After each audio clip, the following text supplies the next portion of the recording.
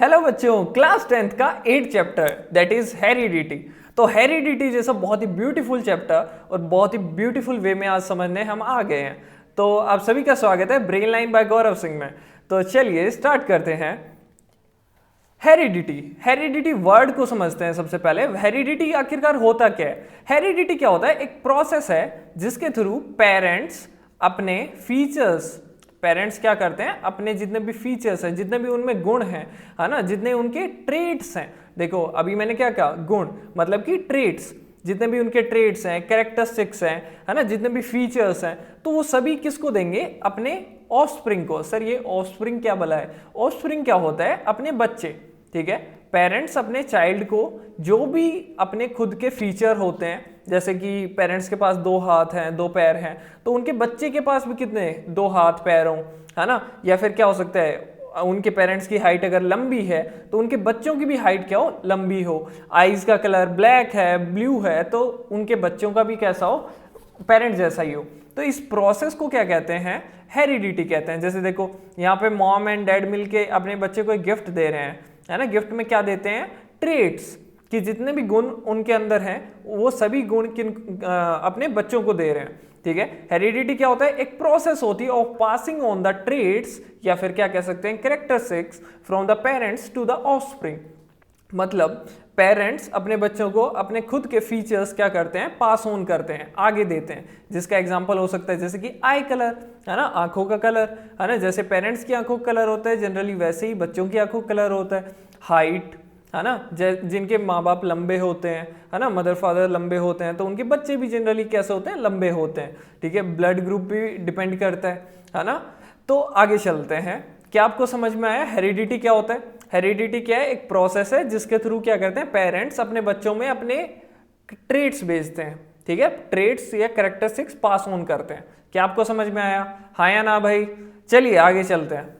ठीक है, अब अपने को ये चैप्टर पढ़ने से पहले अपने को थोड़ा सा, है ना, बेसिक सा ज्ञान होना चाहिए। किसका? सेल का, है ना। देखो ये सारी चीजें अगर आपको मैं सीधा पढ़ाऊं तो बहुत टफ लगेंगी, तो अपन इनको एक एक करके समझते हैं जल्दी से। ठीक है, चलिए यहां पे अपन समझते हैं।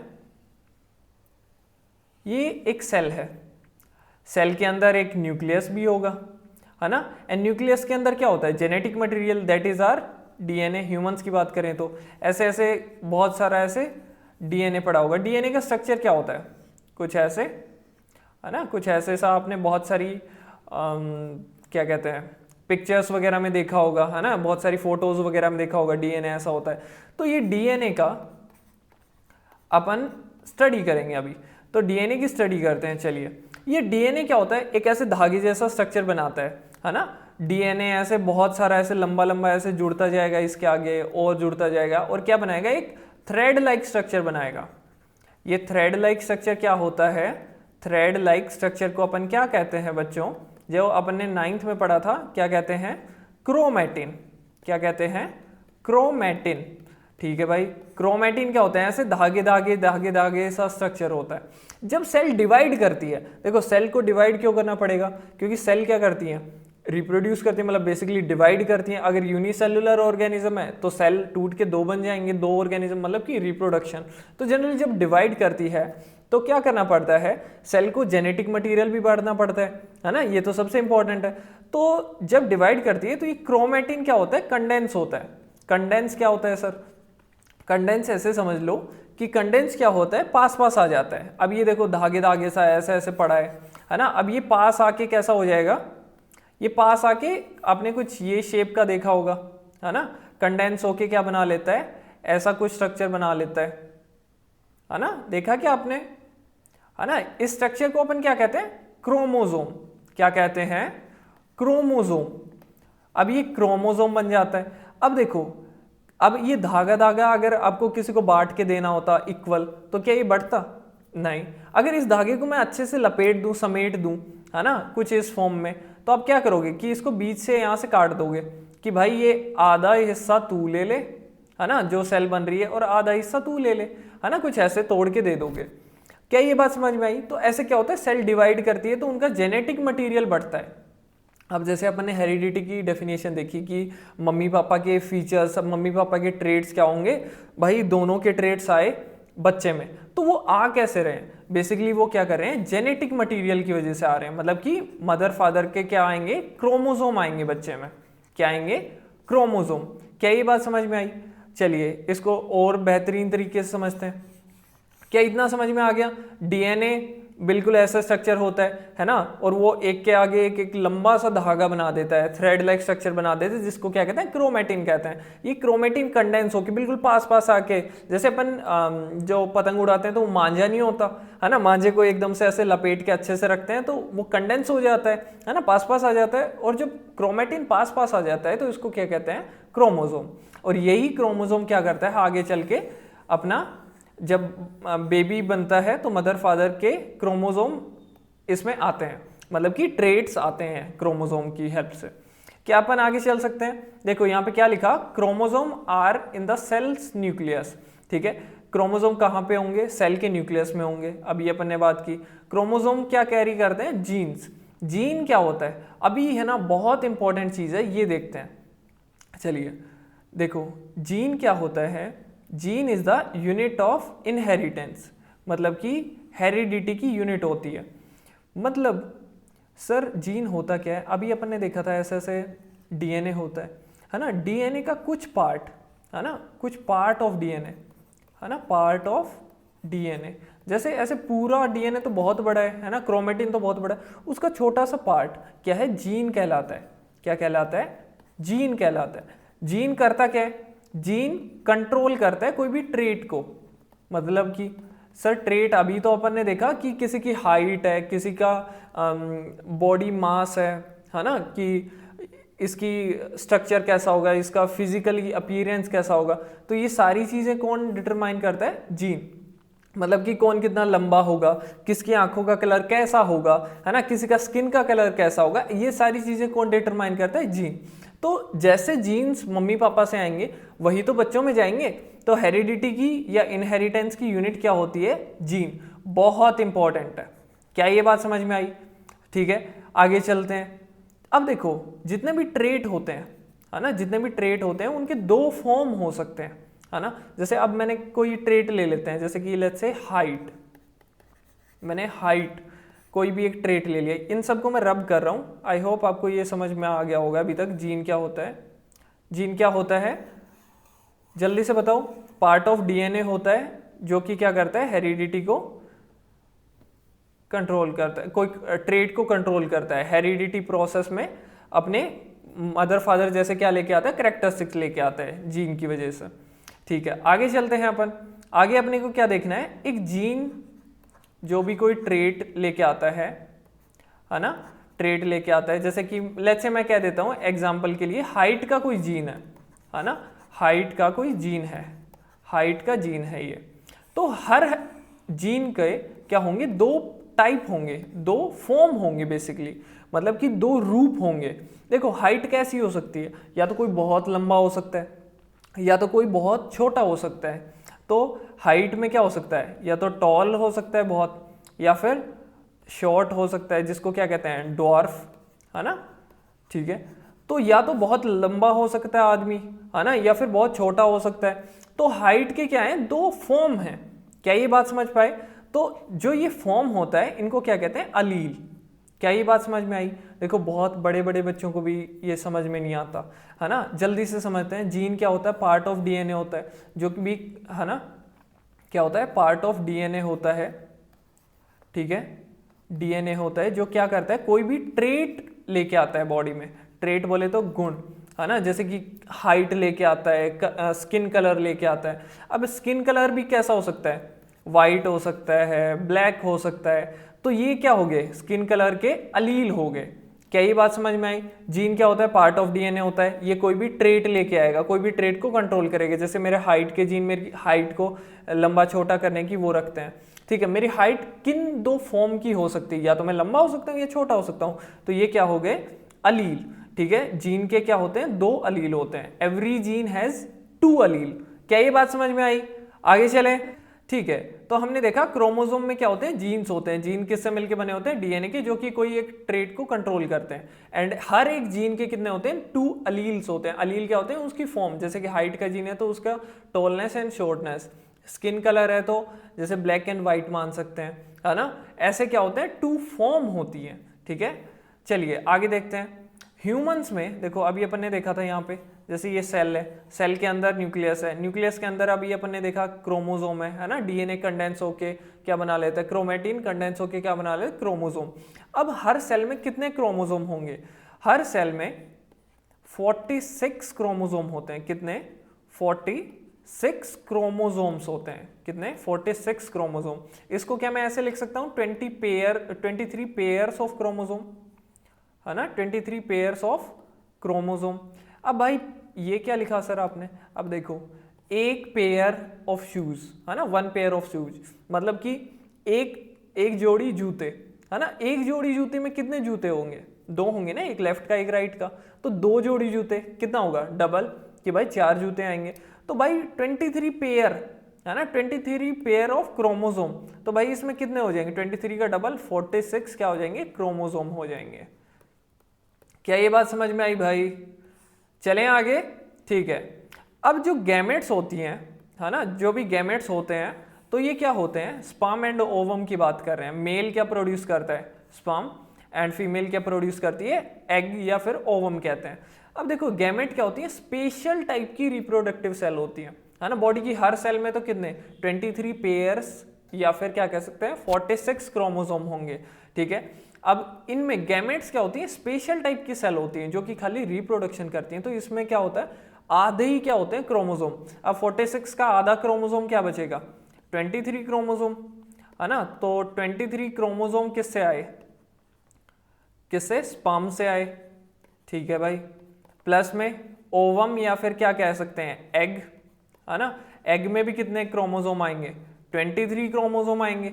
अब ये 23 एंड 23 क्या होंगे, ऐड होंगे, ठीक है। ऐड कर दिए, जब जाइगोट बनेगा, है ना, फर्टिलाइजेशन होगी, जाइगोट बनेगा, तो 23 जाइगोट में कितने बन गए, ऐड होके कितने आ गए क्रोमोसोम, 46 क्रोमोसोम, 46 क्रोमोसोम, ठीक है। मतलब वरना तो बच्चे में अगर खाली स्पर्म से बेबी बनता तो फिर उसमें तो 23 क्रोमोसोम होते, मतलब आधे हो गए। ऐसे तो कम होते जाते धीरे धीरे।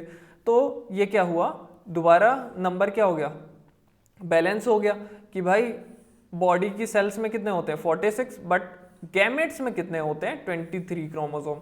एंड 23 ऐड होके कितने हो गए 46 क्रोमोसोम। तो जो बेबी आएगा उसकी बॉडी में भी कितने क्रोमोसोम, 46 क्रोमोसोम, जिसको क्या कह सकते हैं 23 पेयर्स ऑफ क्रोमोसोम, ठीक है।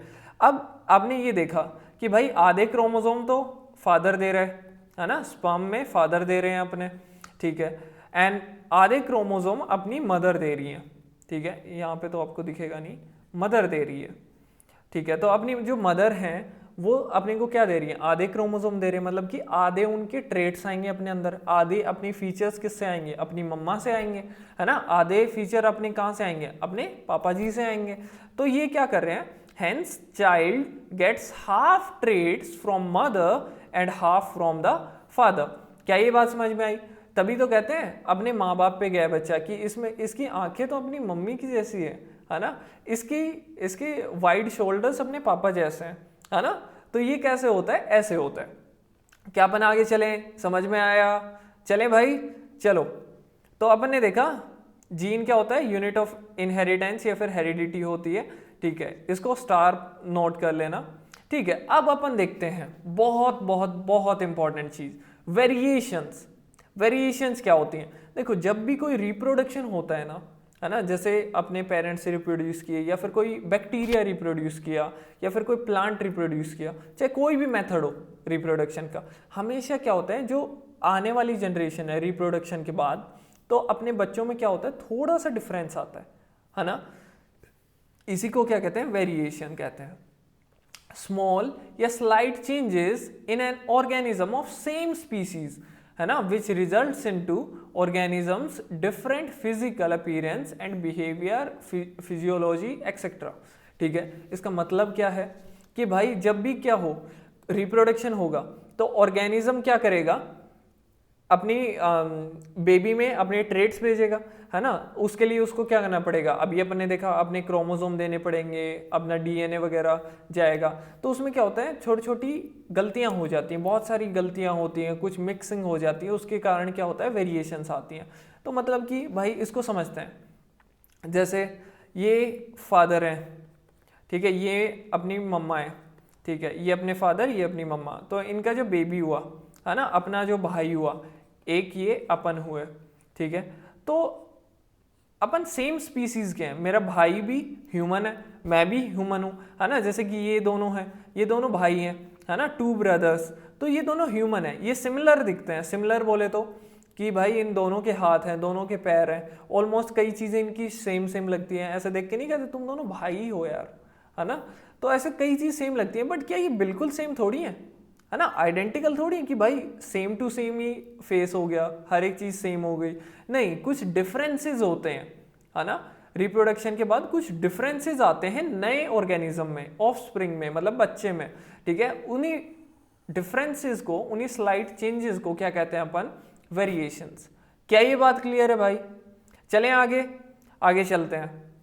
वेरिएशंस क्या होते हैं, एक्यूमुलेट होते हैं। एक्यूमुलेट का वर्ड का मतलब क्या होता है, जल्दी से समझ लेते हैं, कलेक्ट, है ना।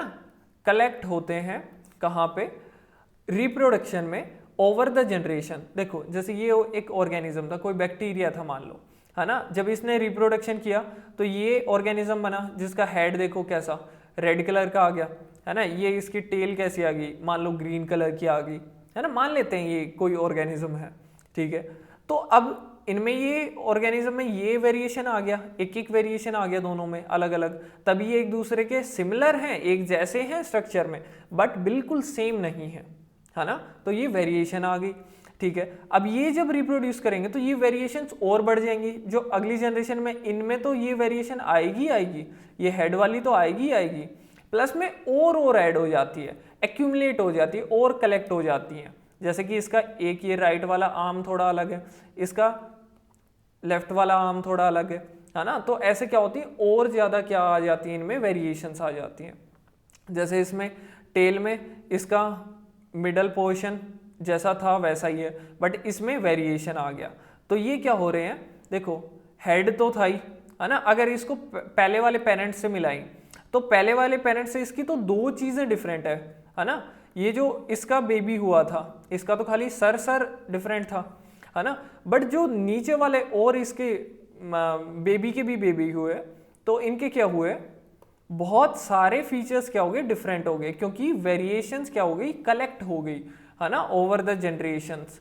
जैसे अपने दादाजी जो थे, जो हैं, तो उनके वेरिएशंस आए बच्चे में, मतलब अपने पापा जी में। जो पापा जी के वेरिएशंस हैं वो आए अपने में। तो अपन अपने पापा जी से थोड़े थोड़े सिमिलर तो हैं, बट दादाजी से तो काफ़ी डिफरेंट है ना, काफ़ी वेरिएटेड है। तो ये क्या समझ में आया अपने को, वेरिएशंस क्या होती हैं, जनरेशंस के थ्रू क्या होती हैं, रिप्रोडक्शन के थ्रू क्या होती हैं, ओवर द जनरेशन कलेक्ट होती जाती हैं, एक्यूमुलेट होती हैं। क्या ये बात समझ में आई? आगे चलते हैं भाई, ये वेरिएशंस आखिरकार होती कैसे हैं, ये तो बताओ आप हमें।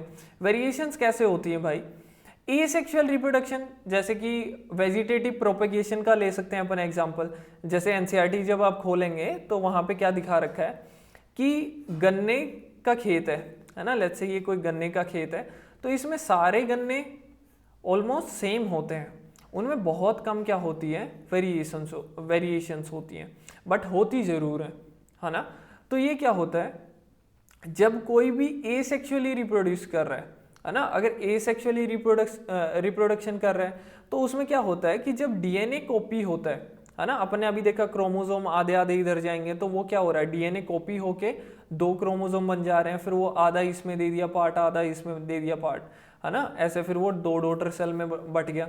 तो जब डीएनए कॉपी होता है तो छोटी छोटी क्या होती है, इनएक्यूरेसीज होती है, मतलब कि गलतियां हो जाती हैं, है ना। बिल्कुल एफिशिएंट तो है नहीं कि भाई प्रिंटर की तरह सेम डीएनए प्रिंट कर दिया, तो क्या होती है, छोटी छोटी गलतियां हो जाती हैं ऑर्गेनिज्म से, तो उसकी वजह से क्या आ जाती है, स्मॉल वेरिएशंस आ पाती हैं, ज़्यादा कुछ अलग नहीं लगता, है ना, बस बहुत बारीक बारीक क्या हो जाती है, वेरिएशंस आ जाती हैं। बट जब सेक्सुअल रिप्रोडक्शन होता है तो इसमें क्या होता है, बहुत सारी वेरिएशंस आती हैं। कैसे? जब क्या होता है, मिक्सिंग होती है मदर एंड फादर के क्रोमोसोम के ट्रेट्स की। जैसे ये क्रोमोसोम फादर से आया, ये मदर से आया, तो ये फादर एंड मदर का क्या हुआ, एक दूसरे के साथ मिक्स हुआ। एंड मिक्स होने के बाद देखो ये पार्ट अलग अलग आ गया ना दोनों में, तो ये क्या हुआ, दोनों की मिक्सिंग हो गई और ये किस में चले जाएगा, बेबी में। अब बेबी क्या होगा, बहुत ज्यादा वेरिएशन के साथ आएगा, है ना। तो सेक्सुअल रिप्रोडक्शन में क्या होता है, मोर वेरिएशंस होती हैं। क्यों, क्योंकि due to the mixing of chromosomes, है ना, of the mother and father, है ना। तो उनके ट्रेड्स क्या होते हैं, क्रोमोसोम जब एक दूसरे के साथ ओवरलैप करते हैं तो बहुत सारे ट्रेड्स ऐसे मिक्स हो जाते हैं। अपन आगे पढ़ेंगे इसके बारे में। तो वेरिएशंस अच्छी हैं या खराब हैं। अब देखो वेरिएशंस बहुत कामों में अच्छी होती हैं, जैसे कि अब अगर कोई ऑर्गेनिज्म बिल्कुल ही ना बदले, जैसा था वैसा ही रहे, तो वो थोड़े आने वाले टाइम में मर जाएगा। कैसे मर जाएगा सर, क्या पता आगे चल के सूखा पड़ जाए, है ना। अगर कोई ऑर्गेनिज्म खुद को धीरे धीरे इवॉल्व कर ले, जैसे कैमल, अगर कैमल खुद को इवॉल्व नहीं करता कि भाई उसको कम पानी पीना है ना, और उसके पैर रेत में ना जलें, है ना, तो ऐसी वेरिएशंस की वजह से उसमें क्या आए हैं, ये एवोल्यूशन हुआ है धीरे धीरे ओवर द टाइम। अगर वो ऐसा नहीं करता तो वो रेगिस्तान में मर जाता। अब अगर ग्लोबल वार्मिंग क्या हो जाए, बढ़ने लग जाए बहुत सारी, है ना, बहुत सारा हीट हो जाए, टेम्परेचर आ जाए, तो अपन क्या करेंगे, अपन भाई परेशान हो जाएंगे। बट अगर अपनी बॉडी धीरे धीरे क्या करे, उसके साथ वेरिएशंस लेके आए, अपने जो बच्चे हों उनकी स्किन थोड़ी टफ हो, जो कि हीट को ज़्यादा सह पाए, है ना, तो ये वेरिएशन क्या आ सकती है, काम आ सकती हैं। क्या ये बात समझ में आई। चलिए, वेरिएशन इंपॉर्टेंट क्यों है इतनी, अभी समझ लेते हैं। Variation is important because it helps a species to survive in changing environment. जब एनवायरनमेंट चेंज हो तो स्पीसीज को सर्वाइव करने में हेल्प करती है। जैसे मैं कोई ऑर्गेनिज्म हूँ, है ना, अगर मैं कोई ऑर्गेनिज्म हूँ, ठीक है, यहाँ पे हीट बढ़ने लगी बहुत सारी, तो मैं ऐसे बच्चे प्रोड्यूस करूँ वेरिएशंस की वजह से, जो कि हीट को क्या कर पाए, विथस्टैंड कर पाए, मतलब कि हीट का इफेक्ट उन पे कम पड़े। अगर कम पड़ेगा तो वो भाई हीट वाले टेम्परेचर में क्या कर पाएंगे, आराम से रह पाएंगे, है ना। अगर ऐसा ना करता मैं, है ना, अगर मेरे में वेरिएशन नहीं आती, मेरे बच्चे मेरे जैसे ही होते हैं जो हीट को बर्दाश्त ही ना कर पाए, तो क्या होंगे, मेरी स्पीसीज खत्म हो जाएगी, वो बच्चे आएंगे वो मर जाएंगे, है ना। तो वेरिएशन क्या करती है, प्रमोट्स एवोल्यूशन ऑफ स्पीसीज, कि स्पीसीज को क्या करती है, इवॉल्व करती है। ठीक है, क्या ये बात समझ में आई। आगे चलते हैं, ये एनसीईआरटी के 2 क्वेश्चन है। If trait A exist in 10% of the population of an asexually reproducing, है ना, स्पीसीज, जो एसेक्सुअली रिप्रोड्यूस कर रहा है तो उसमें तो वेरिएशन वैसे ही बहुत कम आएंगी, ठीक है। और ट्रेट बी सेम पॉपुलेशन में कितना है, 60%, which trait is likely to have arisen earlier. तो कौन सा ट्रेट ए कितना है, ए है 10% एंड बी क्या है 60%। तो भाई कौन सा पॉपुलेशन में किसका ट्रेट ज़्यादा दिखेगा, अपने को जल्दी दिखेगा। तो भाई एसेक्सुअल में तो वैसे ही बहुत कम क्या होती हैं, वेरिएशंस होती हैं, जिसमें ज़्यादा वेरिएशन वही अपने को जल्दी दिखेगा। तो अपने को क्या, कौन सा जल्दी दिखेगा, बी वाला ट्रेट। क्या ये बात समझ में आई। सेकेंड क्वेश्चन है, how does a creation of variation in a species promote survival. अभी देखो यही तो किया है अपन ने, कि वेरिएशन क्या करती है, प्रमोट करती है एवोल्यूशन ऑफ स्पीशीज, क्योंकि वेरिएशन क्या होती है, हेल्प करती है स्पीशीज को to survive in a changing environment. क्या ये बात क्लियर है। इसी को क्या कहते हैं, एडेप्टेशन भी कहते हैं, कि एक एनवायरनमेंट में अगर कोई रहती है तो उसके अनुसार ढलना, मतलब उसके अकॉर्डिंग खुद को चेंज करना, वेरिएशन लेके आना। क्या ये बात क्लियर है। ठीक है, आगे चलते हैं। अब देखिए, अपने को ट्रेट्स का मतलब पता है। ट्रेट का मतलब क्या होता है भाई, फीचर, है ना, कैरेक्टरिस्टिक्स, ठीक है, या फिर क्या कह सकते हैं हिंदी में, गुण। ठीक है, अब देखिए, inherited traits and acquired traits. Inherit करना मतलब पेरेंट्स से लेना, पेरेंट्स की वजह से अपने हेरिडिटी के थ्रू जो ट्रेट्स आए, है ना, वो ट्रेट्स। जैसे कि पेरेंट्स के थ्रू कैसे आएंगे भाई, जीन पास ऑन करते हैं। अभी अपन ने देखा इनहेरिटेंस की यूनिट या फिर हेरिडिटी की यूनिट क्या होती है, जीन्स। तो जो पेरेंट्स के गुण हैं, जो फीचर हैं, वो बच्चे में कैसे आएंगे भाई जीन के हिसाब से आएंगे, क्योंकि क्रोमोसोम एक्सचेंज होंगे। क्रोमोसोम में क्या है, जीन है, तो जीन के वजह से क्या होंगे, ट्रेट्स आएंगे। तो ये पास थ्रू जीन्स। क्या ये बात क्लियर है। आगे चलें, जैसे कि एग्जाम्पल क्या हो सकता है, आई कलर, आई का कलर कैसे है, मैं मार्कर चेंज कर लेता हूँ, जस्ट अ सेकेंड। जैसे पास होगा किससे, जीन से, पेरेंट्स से आएगा, ठीक है। जैसे आंखों का कलर क्या होगा, ब्लड ग्रुप क्या होगा, अगर पेरेंट्स की हाइट लंबी है तो बच्चे की भी हाइट लंबी होगी, तो ये हाइट के जेनेटिक्स जीन्स किससे आए, फादर मदर से आए, है ना। तो ऐसे ट्रेड जो अपन पेरेंट्स से क्या करते हैं, लेते हैं, अपनी बॉडी में आते हैं, ऐसे ट्रेड्स को क्या कहते हैं, इनहेरिटेड, है ना। चलिए आगे चलते हैं। एक्वायर्ड ट्रेड्स क्या होते हैं भाई, एक्वायर्ड मतलब किसी से लिए हुए, है ना, मतलब कि अपन ने धीरे धीरे करके जमा किए, कलेक्ट किए, है ना, ड्यूरिंग द लाइफ क्या किया अपन ने, कलेक्शन किया है, कलेक्ट किए, है ना, एक्यूमुलेट किए। देखो अब एक आदमी है जो लाइफ में यार पता नहीं कैसी सिचुएशन में रहा बेचारा, है ना, उसने गलत राह चुन ली, उसने चोरी करने की आदत लगा ली खुद को, तो चोरी करना आ गया उसको, तो क्या उसका जो बच्चा होगा वो भी चोरी करेगा, मतलब होते ही चोरी करने लग जाएगा?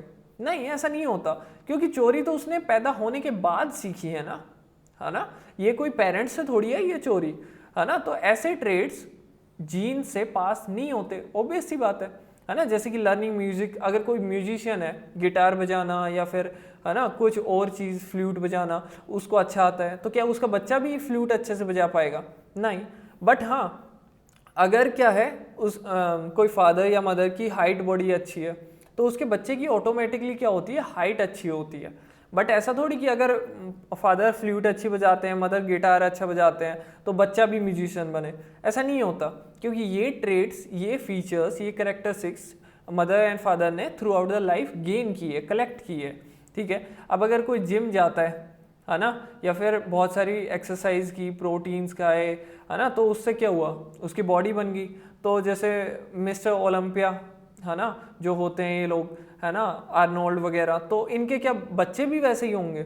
नहीं है, ऐसा नहीं होता। अगर कोई फादर बॉडी बिल्डर है तो जरूरी नहीं है उसका बच्चा भी बॉडी बिल्डर हो, है ना। तो ये सब क्या होते हैं, एक्वायर्ड ट्रेड, जो कि अपन थ्रू आउट द लाइफ क्या करते हैं, कलेक्ट करते हैं। क्या ये बात समझ में आई? अब देखिए यहाँ पे मैंने लिख भी रखा है, only inherited traits are passed on to the next generation. जो अपने बच्चे आएंगे तो उसमें कौन से ट्रेड जाएंगे, इनहेरिटेड ट्रेड्स, एक्वायर्ड ट्रेड्स नहीं जाते, ठीक है। अगर आपको कोई गंदी आदत है ना, कुछ भी हो सकती है ना, गेम्स खेलने की या फिर कुछ भी, ठीक है, तो क्या आपके बच्चे भी ऐसे ही होंगे? नहीं, ये जरूरी थोड़ी है कि ये आपके जीन्स में नहीं है ना, आपके जेनेटिक कंपोजिशन में ऐसा नहीं है, ठीक है। आई होप आपको समझ में आएगा इनहेरिटेड ट्रेड्स क्या होते हैं, एक्वायर्ड ट्रेड्स क्या होते हैं। क्या ये बात क्लियर है? आगे चलें, चलिए। आई होप आपको ये क्लास बड़े अच्छे से समझ में आई होगी, है ना। और ये बहुत ही ब्यूटीफुल सा चैप्टर है, बने रहो। अगले पार्ट्स में अपन मेंडल के एक्सपेरिमेंट देखने वाले हैं एंड बहुत मज़ा आने वाला है, ठीक है। मेंडल के मटर देखेंगे अपन, ठीक है। तो चलिए क्लास को सम अप करते हैं। आई होप आपको ये समझ में आया। जय हिंद, जय भारत।